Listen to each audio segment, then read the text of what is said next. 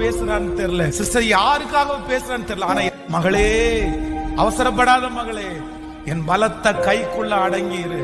நீ நினைக்கிற அங்க போனா எந்த சண்டையும் இல்லை, அங்க போனா எந்த வாக்குவாதமும் இல்லை, அங்க போனா நிம்மதியா இருக்கும். நான் நிம்மதியாச்சும் வாழுவேன்ல. இந்த தொந்தரவு என்னால தாங்க முடியல, இந்த மன கஷ்டம் என்னால சகிக்கவே முடியல.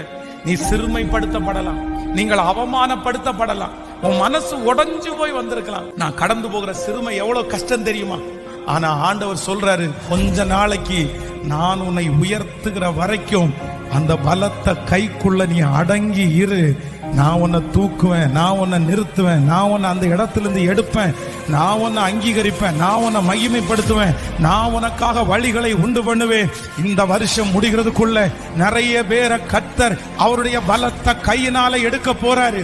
ஏற்ற காலம் நிறைய பேருக்கு வரப்போகிறது. உங்க தயவு பெரியதே, உங்க தயவு சிறந்ததே, உங்க தயவு என்னை சேதமின்றி பாதுகாத்ததே. உங்க தயவு பெரியதே, உங்க தயவு சிறந்ததே, உங்க தயவு என்னை சேதமின்றி பாதுகாத்ததே. ஒரு சேதமின்றி தலைமுறையாய் பாதுகாத்ததே.